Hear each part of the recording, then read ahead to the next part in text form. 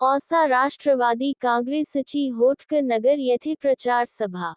औसा नगर परिषद निवडणूक 2025 निमित्त राष्ट्रवादी काँग्रेस अजितदादा पवार पक्षाचे नगराध्यक्षपदाचे उमेदवार परवीन नवाबुद्दीन शेख व प्रभाग क्रमांक 2 मधील सदस्य पदाचे उमेदवार विकास डोलारे व ओटी मंगल राजकुमार, प्रभाग क्रमांक 3 मधील सदस्य पदाचे उमेदवार अविनाश टिके व कांबठे कीर्तिताई अशोक या उमेदवारांच्या प्रचारार्थ होटकर नगर औसा येथे 29 नोव्हेंबर शनिवार रोजी सायंकाळी प्रचार सभा घेण्यात आली।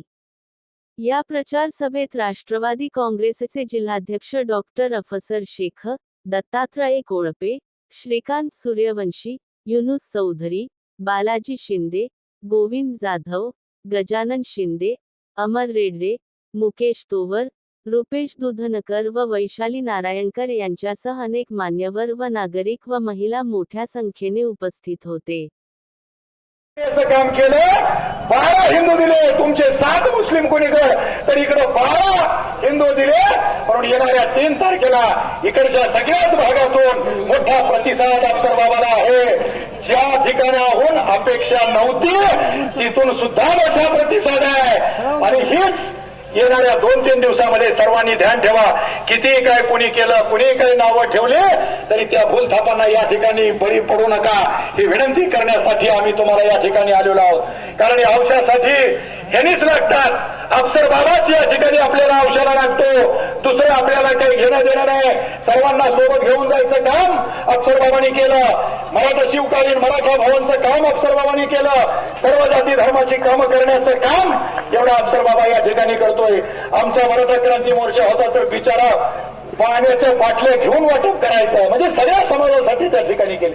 कुठल्याही जयंती असो त्या ठिकाणी प्रत्येक विहिरीनं सहभाग नोंदवून काम करण्याचं काम अफसर बाबा या ठिकाणी करतात। आणि गैरसोयी होते आणि हे लोक जे जातात, आपण एका विचारानं या ठिकाणी प्रेरित होऊन आपण जर मतदान करत असाल तर ते चुकीचं होणार आहे। जो काम करणारा व्यक्ती आहे ते आपण बघितलं पाहिजे। आम्ही जो उमेदवार या प्रभाग क्रमांक 2 मधून दिलेला आहे ते विलास डोलारे तुमच्या या भागामध्ये रहिवासी आहे। मी तुम्हाला हे आज ओरडू सांगत आहे कारण तुम्हाला येत्या 2 तारखेला बटन दाबायचं आहे आणि हे बटन दाबताना आपण जर चुकीचं बटन दाबलं तर या ठिकाणी चुकीचं बटन दाबल्यानंतर त्याचे परिणाम 5 वर्ष भोगावे लागणार आहे। आपलं जे उमेदवार भारतीय जनता पक्षाने दिलेले आहे ते इथले रहिवासी नाही, म्हणजे आता कागदावर जरी असले जे उमेदवार कागदावर जरी दिसत असले तरी सुद्धा ते राहायला औषधाला नाही, ते इतर ठिकाणी आहे। त्यामुळे तुमचे काम कसं होणार हे सुद्धा विचार करणं तितकंच गरजेचं आहे। मित्र, या भागाचा विकास कसा झाला, इथले रस्ते बघा समतानगरचे, ते आम्ही केले, पूर्ण काम बघा।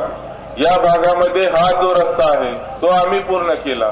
आधी कसा होता, म्हणजे डांबरचा त्याच्या आधी तर जुन्याकडे आपणच केला होता, परंतु या आधी या ठिकाणी पाईपलाईन करण्याचं आपण काम केलं, पूर्ण करून पाईपलाईन व्यवस्थित आहेत का ते आपण चेक केलं। त्याच्यानंतर कितीतरी दिवसांनी हा रस्ता आपण पूर्ण केला। या भागामध्ये समतानगर सारखा जो MIDC ला आणि जो आपल्या वरच्या भागाला जोडणारा भाग आहे त्या भागाला जोडण्यासाठी आपण चांगला असं पूल केला, त्यामुळे या परिसरातून रहदारी वाढली आणि या भागाचं महत्व वाढलं। नाहीतर लोकांना वरच्या भागात जाण्यासाठी किती त्रास होत होता। आता बरेचसे MIDC ला जाणारे लोक सुद्धा हाच शॉर्टकट रस्ता वापरतात। हा पूल केला आपण, साधारण 1 कोटीचा पूल केला आपण। हा समोरचा रस्ता केला तो डायरेक्ट आपण त्या हायवेला जोडला आणि त्या ठिकाणी सुद्धा आपण एक चांगला असं पूल या ठिकाणी निर्माण केलं। या भागामध्ये आपलं तलाव असल्यानं आपण तलावाचा जो सांडवा होता, म्हणजे तो सांडवा, तिकडचा सांडवा व्यवस्थित केला, इकडचं नाला त्याचं जे पाणी जात होतं घरामध्ये घुसत होतं ते पाणी आपण कुठेतरी कॉन्क्रीटचा चांगला पक्का नाला केला, त्यामुळं ते घरात घुसण्याचं ते जे दरवर्षी तुम्हाला त्रास होत होता तो आपण या ठिकाणी दूर केला. पाणी चढून कुठवर येत होता तुम्हाला आठवत आहे का? पाणी चढून रस्ता पूर्ण ब्लॉक होत होता, बंद होता, साप निघत होते. अशी परिस्थिती असताना हे सगळं दुरुस्त करण्याचं आपण या ठिकाणी काम केलं. सांगण्यासारखं भरपूर आहे. आम्ही जे केलेलं काम आहे त्याचा आम्ही या ठिकाणी हे बुकलेट दिलेलं आहे आणि हे बुकलेट हे बुकलेट दिलेलं आहे. ह्याच्यामध्ये आपण काय काय कामं केली. या परिसरामध्ये आपण पवारनगरचा जो भाग आहे त्या ठिकाणी आपण डॉक्टर बाबासाहेब आंबेडकर यांच्या नावानं आपण एक कॉम्पिटिटिव्ह एक्झाम सेंटर म्हणजे स्पर्धा परीक्षा केंद्र तयार केलं. म्हणजे आपले मुलं शिकतात आणि त्यांना नोकरीची जर कुठं संधी हवी असेल, भविष्यामध्ये संधी जर कुठं असेल तर आता स्पर्धा परीक्षा बंधनकारक झालेली आहे. त्यामुळे आपण हे 3 मजली इमारत बांधली. परंतु या 4 वर्षापासून नगरपालिकेमध्ये मतदान नसल्यानं आम्ही खुर्चीवर नाही आणि खुर्चीवर नसल्यानं या लोकांना साधं सुधारलं नाही. 10,000ची जरी पुस्तकं त्या ठिकाणी आणून ठेवली असती किंवा एक 5 वर्तमानपत्र जरी लावली असती तर या ठिकाणी माझ्या मुलांचं भलं झालं असतं. हे आमदार महोदय आज मोठ्या मोठ्या गोष्टी करत आहेत. अहो साधं तुम्हाला 1.5 कोटीची इमारत आम्ही बांधून दिली, त्याचं तुम्हाला या ठिकाणी पुस्तकं आणणं झालं नाही. तुम्ही या नगरपालिकेचं पालकत्व स्वीकारलं आणि तुम्ही नुसतं गुत्तेदारीचे काम, आपले लातूरहून गुत्तेदार कसं येतील, त्यांना कामं कसं मिळतील, अगदी लातूरचे नगरसेवकांना कामं वाटणं चालू केलं. हे असं एक उद्योगधंदा नगरपालिका म्हणजे कंपनी निर्माण केली आणि त्या कंपनीतून प्रॉफिट असं या ठिकाणी हे सूत्र आपल्या या शहराला दिसलं. परंतु आपलं जे कॉम्पिटिटिव्ह एक्झाम सेंटर होतं ते चालू करण्यामध्ये त्यांनी कुठलाही या ठिकाणी हातभार लावलेला नाही किंवा त्यांना ही गोष्ट चांगली अशी झालेली. त्या ठिकाणी फर्निचर सुद्धा आहे, फर्निचर सुद्धा अद्ययावत एकदम चांगल्या दर्जाचं फर्निचर सुद्धा त्या ठिकाणी उपलब्ध होतं. आज बघा त्याची अवस्था, मेंटेनन्स देखभाल दुरुस्ती न झाल्याने अवस्था किती बेकार झालेली आहे आणि परिस्थिती मला बदलायची आहे. तुमची मुलं इथं जाऊन त्या सेंटरला बसतील, दररोज संध्याकाळी बसतील, 2 तास अभ्यास करतील, आपल्या शाळेचा अभ्यास करतील, त्याचबरोबर स्पर्धा परीक्षेचा अभ्यास करतील.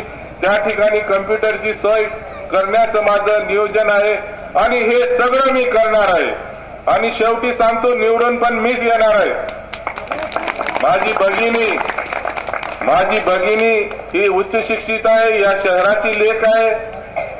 त्यांचं शिक्षणही औषध झालंय, त्यांचं निवासस्थानही औषध आहे, त्यांची मुलांना नोकरी, त्यांची स्वतःची नोकरी औषध आहे, दोन्ही मुलांची नोकरी या ठिकाणी औषध, त्यांच्या पतीची नोकरी औषध आहे. आणि विशेष म्हणजे त्यांना आता तुम्ही म्हणाल की घरचा उमेदवार दिला. 10 वर्षापासून या शहरामध्ये ओबीसी नगरसेविका म्हणून त्या निवडून येत आहेत. त्यांना 10 वर्षाचा अनुभव आहे, त्यामुळे त्यांना आपण या ठिकाणी उमेदवारी दिली. आपल्याला या ठिकाणी विचार करताना काळजीपूर्वक विचार करायचा आहे. या भागामध्ये आपण स्वतःहून अनेक बोर पाडून दिले. हा समोरचा बोर तुम्हाला आठवत असेल, माझ्या खर्चानं आपण रात्रभर जागून या ठिकाणी दिला. परंतु तुम्हाला पाण्याची कुठली अडचण या ठिकाणी होऊ दिली नाही. हा आपल्या चौकातला बोर मी माझ्या खर्चानं स्वतः पाडून दिला. म्हणजे जेव्हा केव्हा तुम्हाला गरज असते, पाण्याची गरज असू द्या, कोणत्याही गोष्टीची गरज असू द्या, आपण स्वतः या ठिकाणी धावून येतो आणि कुठेही कमी पडत नाही. आता बऱ्याचशा गोष्टी आपल्याला सांगायसारख्या आहेत. या शहरामध्ये कोरोना काळामध्ये आम्ही या ठिकाणी होतो आणि हेच आमदार महोदय पुण्याला होते, पुण्याला गेले. एक लोकप्रतिनिधीचं कर्तव्य काय असतं? औसेकरांना माझी विनंती राहणार आहे, आपण या ठिकाणी भावनेच्या भरामध्ये असलं कोणताही निर्णय घेऊ नका. कारण जो आपल्या सुखदुःखामध्ये जर सहभागी होत नाही, आपल्या दुःखाच्या क्षणामध्ये आपल्याला सोडून या ठिकाणी कुठेतरी पळून जातो, 500 किलोमीटर अंतरावर दूरवर जाऊन बसतो आणि तिथून या ठिकाणी शहराचं नियोजन करण्याचा प्रयत्न करतो, तो कुठेतरी प्रयोग चुकीचा आहे. उंटावर बसून काय मेंढ्या चरता येतात का? असं काय आहे का? असं काय शक्य आहे का? तिथून बसून औसा शहराचं नियोजन झालं असतं का?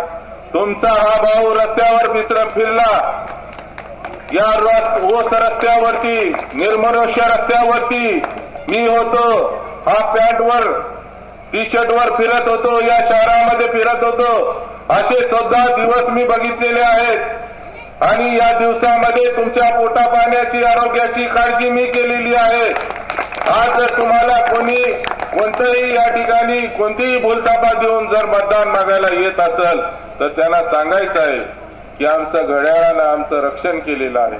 आमचा घड्याळ या ठिकाणी तुमच्या सोबतीला होता, त्यावेळेस पण होता आणि भविष्यामध्ये सुद्धा तुमचाच घड्याळ राहणार आहे. मित्र, आपल्याला सांगायचंय, या प्रभाग 3 मध्ये त्यांनी जो उमेदवार आणलेला तो उमेदवार गेल्या वेळेस प्रभाग 2 मध्ये होता आणि आता म्हणजे प्रभाग 2 मध्ये त्यांचं घर आहे. जे भोसले नावाचे जे उमेदवार आहे त्यांना पाडण्यासाठी या ठिकाणी उमेदवारी दिलेली आहे असं या ठिकाणी मी मानतो.